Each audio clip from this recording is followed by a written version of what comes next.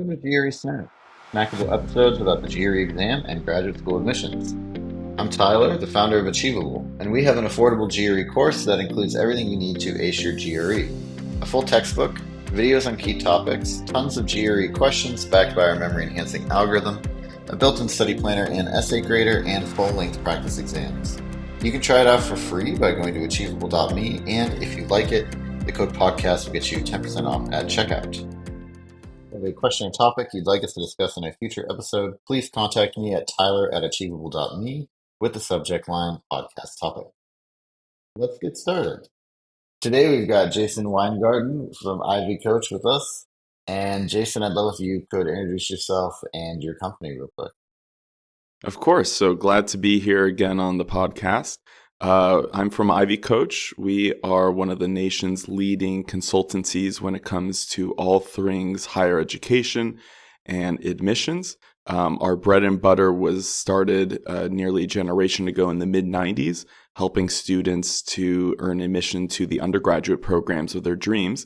But of course, as those students have gone off to college and have looked into grad school, master's programs, and the like, we've of course expanded to now be one of the leading service providers for students that are interested in applying to those most highly selective master's programs and PhD programs as well.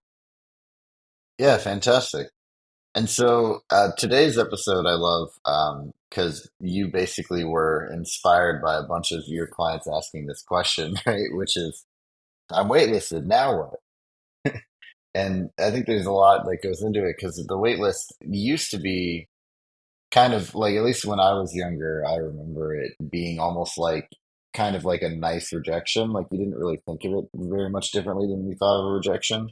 But I feel like that paradigm has shifted quite a bit as colleges are using kind of all the tools at their disposal to sort students nowadays. So would love if you could jump That's in on right. that.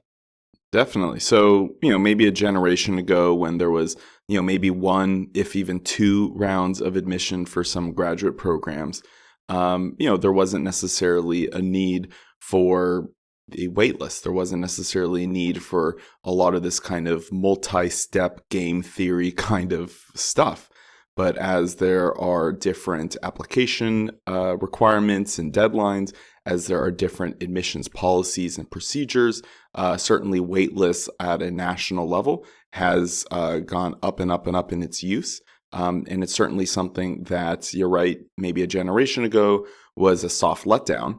But in the day and age of students applying to so many more programs than they ever used to, it's definitely now part of the admissions process, and definitely a full-throated part of the admissions process.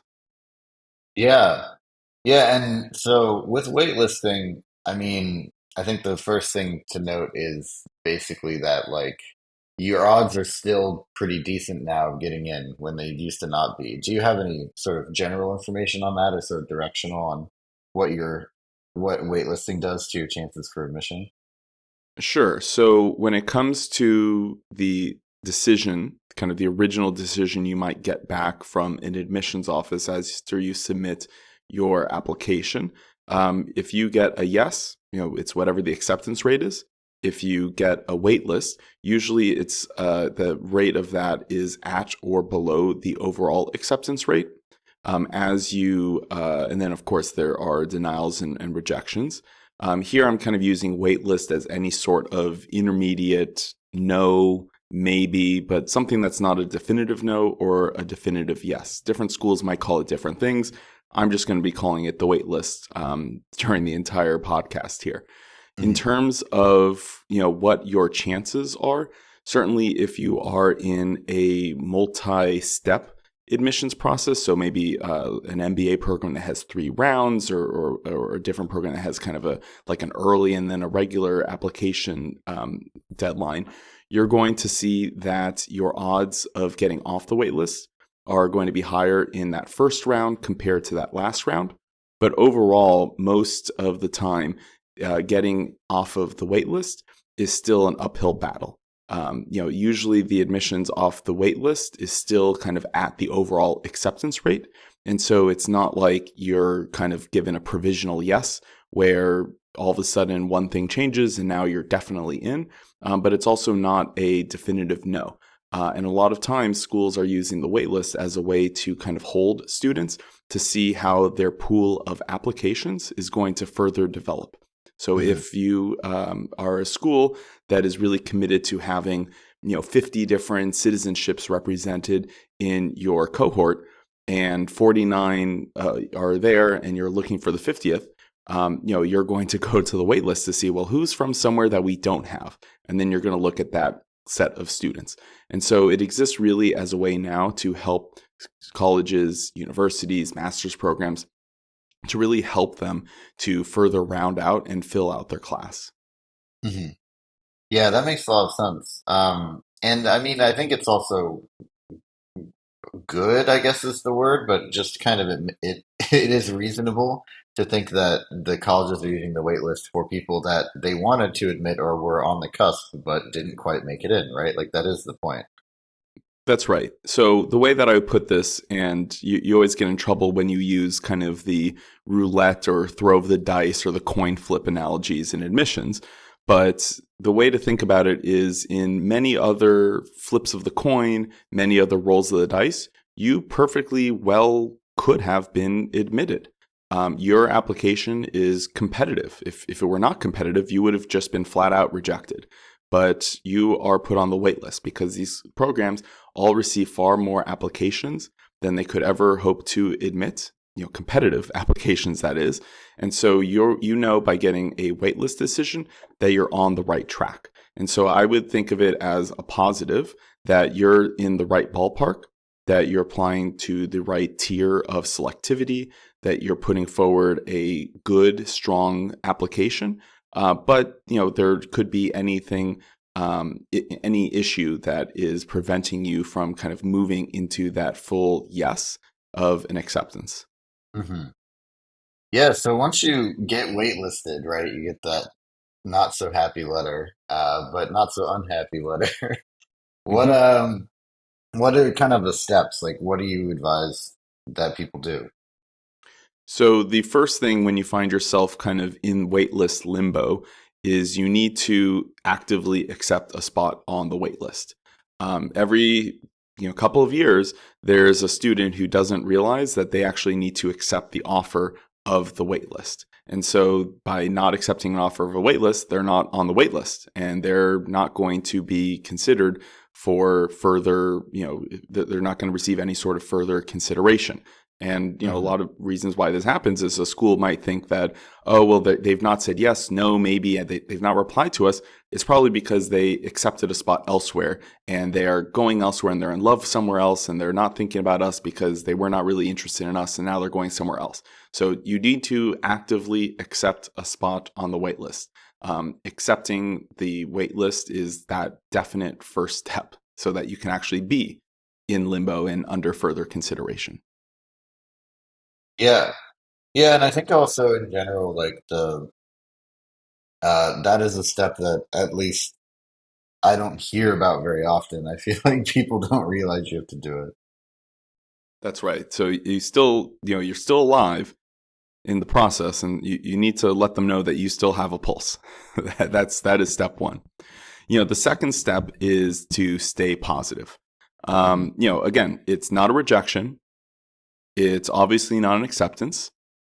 Colleges are going to waitlist generally at or below the acceptance rate. And so you know that you are in the right ballpark. You know that you're applying to the correct tier of school.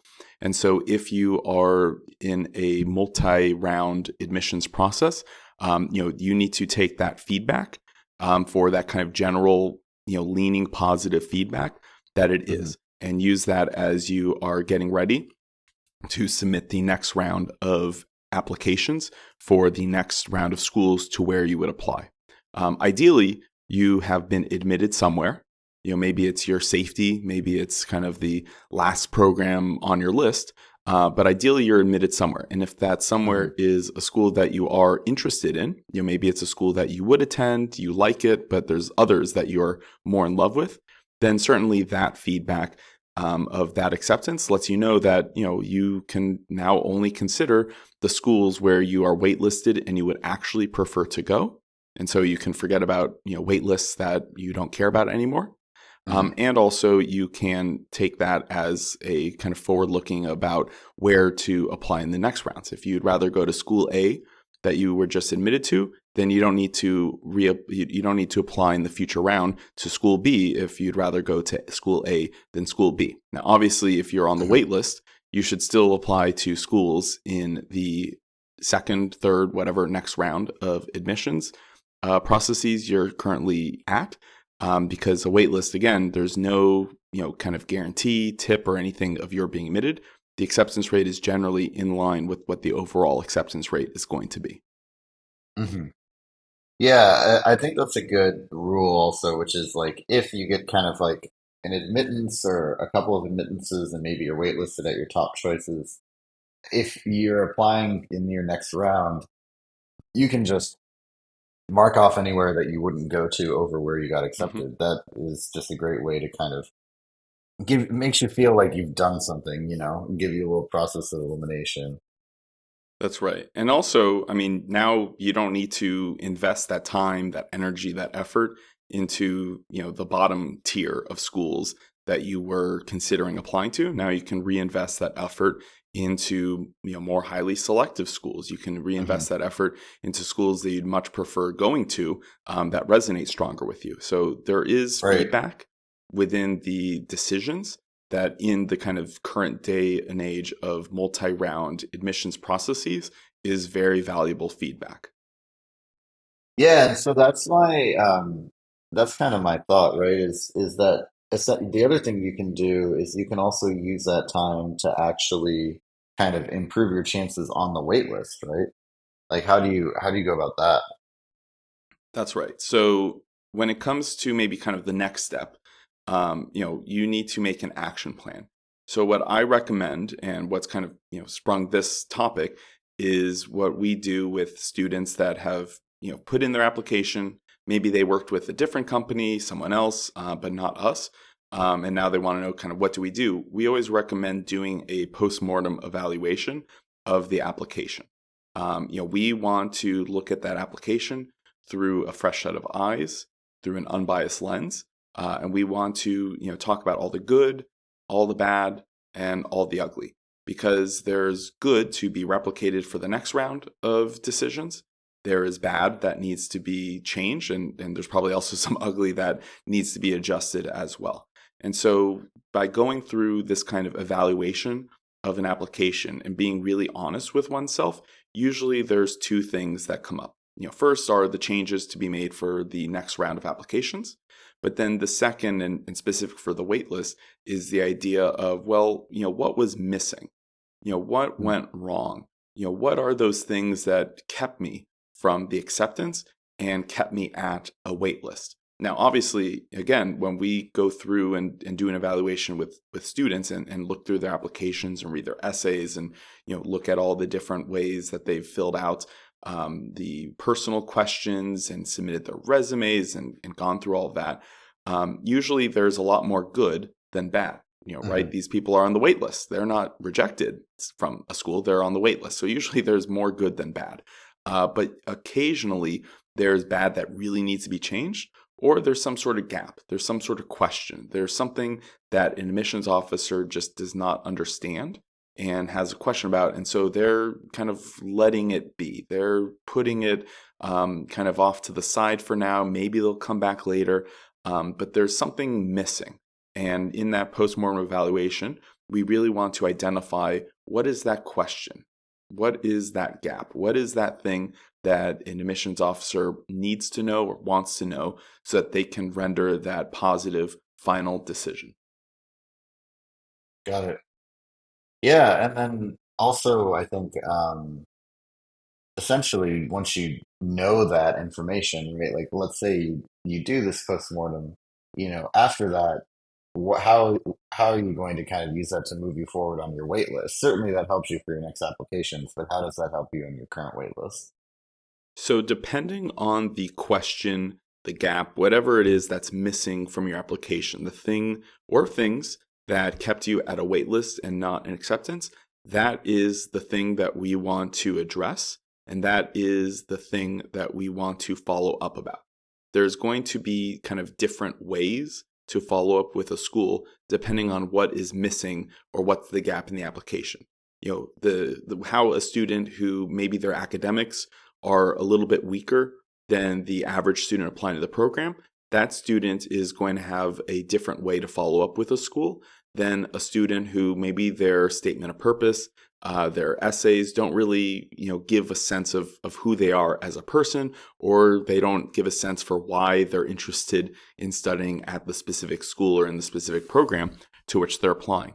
So once you know what the gap is in your application, and once we can do that root cause analysis to really figure out what is missing, then we can come up with an action plan for how to address that. The kind of common ways that these are addressed is by sending what is known as a letter of continued interest. Hmm. Kind of what you talk about in that letter might be different. Explaining a little bit more about your personal background, explaining a little bit more about some of your successes in undergraduate or in school, talking about your successes in work or your interests, talking and kind of maybe writing a love letter to the program where you're applying. All those different things could be in that letter. Some students, it might make sense to have an additional letter of recommendation sent.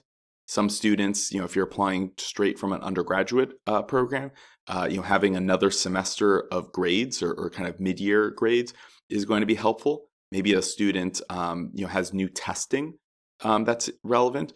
There's many different ways to follow up, and all these different ways to follow up are certainly going to be valid, but it's not one size fits all. Depending Hmm. on what you're missing is going to really going to inform what's the best way to follow up.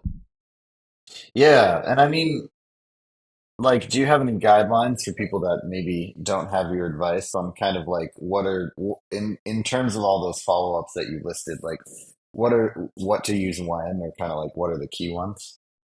So I would say that, if the academics are what is weak, and you think that, just looking at what your test scores are compared to that interquartile range or that median, looking at what your GPA is or your in subject GPA is compared to what is reported by the institution, following up with new grades, new testing, whether it's from if you're a current student from your undergraduate institution, whether it is from one of the test agencies. Maybe you've been doing one of the online courses, Coursera and edX, one of the MOOCs, and you have a new certificate to share. All of those things can help to address some sort of kind of academic question. Hmm. If you're going through and you think that your resume might be a little bit weaker, that you might not necessarily have the leadership, the impact, the kind of angularity of involvement that others may have, then certainly following up and talking a little bit in a letter of continued interest about why you do the things that you do, its meaning and significance to you, asking for a letter of recommendation from if there is maybe the head of the service organization that you're part of, or from a student life individual, or from a someone from your company that can maybe speak to your involvement with one of the company ERG or other types of groups. Oftentimes that can be helpful.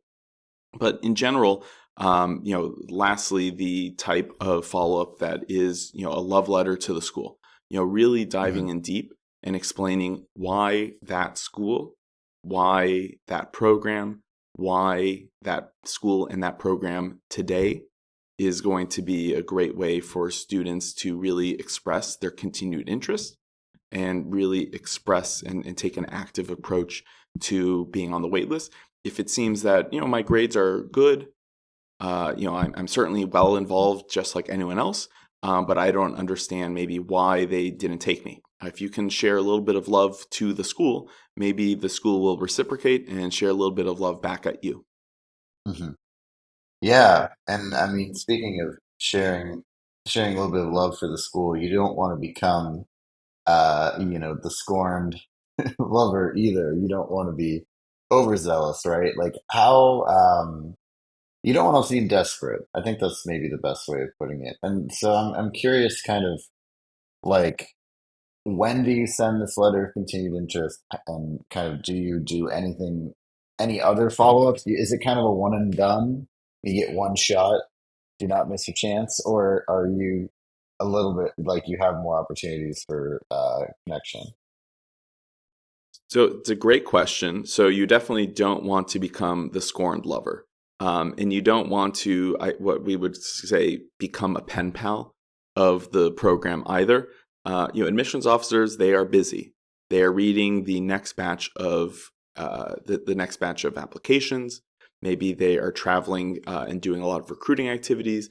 Maybe they're hosting on-campus events or off-campus events to try and get the students who have been accepted to accept the offer of admission at their school versus the rival school. And so they don't necessarily have the opportunity to be your best friend and to have weekly correspondences with you via email. And not to mention that you're right, it does kind of smell a little bit of desperation. Mhm. Generally speaking, the high quality touch points is going to be much, much more valuable than the high quantity of touch points. And so I don't recommend being the pen pal following up multiple times. Most students, for whatever reason, they will not follow up. I don't know why a student would be willing to invest 1, 2, 3, 4, 6 years of their life, but not an hour or two to follow up with a school where they're on the wait list. That Mhm. trade off will never make sense to me. But most students will not follow up with a school. And so, just by following up and showing that you do have a pulse and that you do have some level of interest in being admitted, you're already going to be doing a lot better than maybe half of the students who are not doing so. And so, even if you only quote unquote follow up once, you're still doing a lot more than a lot of other people. I would say that certainly once per round is appropriate. So if you're, let's say, applying to an MBA program and you applied in round one and you're put on the wait list, following up there makes sense. If at the conclusion of the second round you find out you're still on the wait list, you can certainly follow up again. If there are any kind of true milestones in the process, then those are certainly adequate and appropriate times to follow up.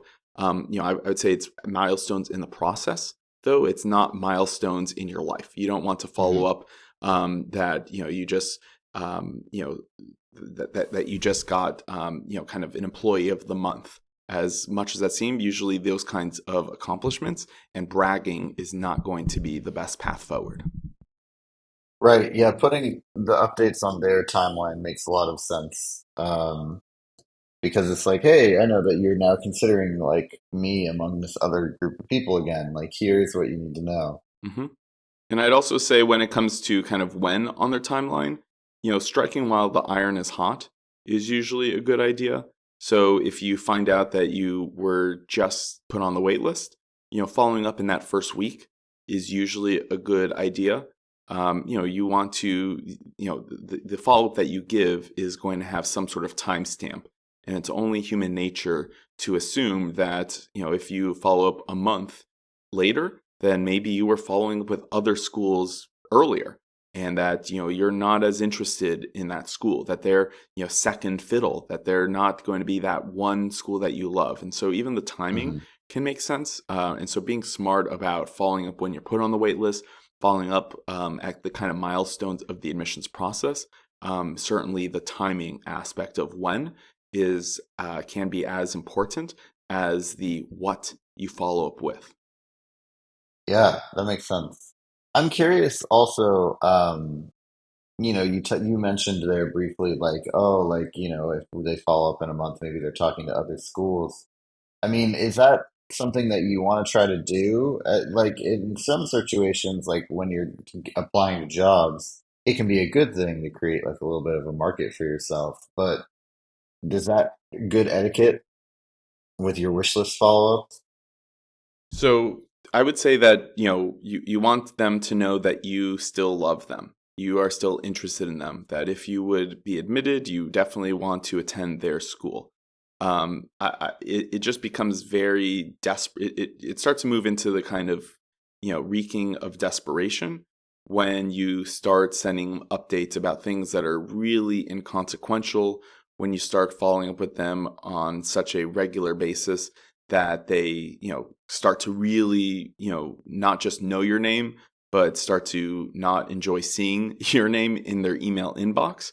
And so, that is something that they can understand, you're still interested in them and they are still interested in you. Again, Hmm. you're on the wait list.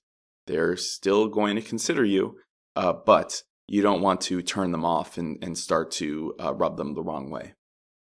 Yeah, and I also think that like, the whole thing with these universities is you want to present to them like they're the only person you want to take to prom, right? Like you want Hmm. them thinking that you are focused on them. So if you say, "Oh, well, I've got all these other options," just imagine how well that would go with Yeah. with the person you want to ask to prom, right? Like they'd be like, "Okay, go to them then." Yeah. It's And I'd different say that's, when, I mean, that's yeah, good dating advice too. I mean, can you imagine if you sat down to dinner on a date and, they said, well, how was your week going? And you said, oh my gosh, I had a great date last Tuesday and I had another great date with someone else on Thursday. And I hope that this date now with a third person this week is going to go well as well. Right? That would not really be a turn on for most people. no, And so it's not going to be necessarily a turn on for for schools. That being said, I think it's fine if you are talking about kind of like a one school situation. Rather mhm, than kind of giving the list of all of your acceptances or kind of the wait list, it's fine. It's fine to tell, if you're applying to like Yale Law and you're on the wait list, it's fine to tell them that, while I'm currently, slated to attend law school at Georgetown next fall, I would much rather come to New Haven than Washington, D.C. A sentence like that, if it truly is a peer or better program where you really have been admitted, it's fine to kind of give that sense and say that, I'd rather attend your school than attend their school. I'd rather go, I'd rather stay in the Bay Area this fall and be in Palo Alto than what I'm currently planning to do and starting next fall in Cambridge. GSB is going to understand that, okay, this student would rather go to our school than HBS. And that's something that I don't think necessarily gets you to the top of the list, but it certainly makes them feel good about themselves that, hey, you love them as much or more than one of their fiercest rivals. And hey, if you are willing to say no to a top school and go to them, then maybe they can pull one on over their rivals. And, human nature, who wouldn't want to pull one over their rivals? mhm. Yeah, exactly. And it's also like a little bit of social proof. I think you just gotta be tactful about it, like you said. Exactly. And you can't be, I would say, no bragging. No saying, Hmm. while I've been currently accepted to 12 of the 14 schools where I've applied, it's you, the 13th program, where I'm really, itching to go. Right. No need to go down the laundry list of all of your successes. That turns into bragging more than social proof, and no one likes bragging. Yep. Yeah, exactly. Well, and so kind of the last question I had here is just like, is it okay to ask the admissions officers in your like letter of continued interest or whatever, just like whether or not you should keep holding your breath, right? Like, is it okay to be like, hey, so what are my chances here? Or is that kind of a faux pas? It's certainly a faux pas. Asking someone like me or someone that is the actual admissions officer, kind of what are my odds? What are my chances? How do I look here? Is it looking better? I mean, no one's going to be able to tell you. And anyone who claims to tell you that you have a 60% shot of earning admission, you have a 12% chance of getting in, they're just lying. There's no way Hmm. that anyone could ever distill the odds to a number like that. Even on, I mean, on this podcast, and I'll say it again, your odds are not in your favor. That generally the acceptance off the wait list is at or below the overall acceptance rate. And so we're not talking about, that you're just kind of in the waiting room and you're going to be let in shortly. We're talking about you still Hmm. are alive and you can, have a fighting chance and that you should actively approach it. And so asking kind of what your odds are, what are your chances is a no. And also it shouldn't really matter, right? You should be Right. accepting a spot on their wait list. You should also be accepting a spot to enroll in the university in a program where you have been accepted. Hopefully, again, you have been accepted somewhere and that you are able to accept that spot. But I mean, if you're moving into whatever universities, computer science program, and you get a call 2 weeks before the fall semester opens from your number one, school to say, hey, a spot just opened up. For whatever reason, maybe a few students, they decided to defer, they are not coming. They're moving off the wait list. There's summer melt, as we call it. Do you want to come? That's fine. At the undergraduate level, in the past 10 years, we had a student that was literally moving into their dorm room at Duke University when they got the call from Harvard. And know what? That family packed up their Duke dorm room and they probably got rid of all of their Blue Devil stuff and they flew up from North Carolina to Massachusetts. And so, obviously, when we're talking about the logistics, yes, there's going to be some lifting to look for a place and last minute try and get all the ducks aligned and all of that. But if it really is a top program, if it is a school that you really want to attend, I think that extra burden of logistics is well worth the benefit of being at that better school that you would much prefer to attend. Right. You're there for 4 years. That makes a lot of sense. Well, Mhm. great. Any kind of parting thoughts as we talk about wait lists here? I feel like we've got a pretty good guide. No, I think that's really what does it. I mean, it's going to be a different process for different students. Having a really strong post-mortem evaluation, having someone help you through that process to make that action plan, someone who's maybe not in the weeds of your application, that can come at it with a fresh set of eyes, I think is probably the most helpful, so that you can really understand not necessarily what went wrong and led to a rejection, but what did not go right, and what are those outstanding questions and gaps that need to be addressed to hopefully be able to move your offer from a waitlist to a acceptance. GRE Snack, hosted by Tyler from Achievable and Jayson Weingarten from Ivy Coach. Achievable has a great online GRE course that you can try for free by going to achievable.me and use the code podcast to get 10% off at checkout.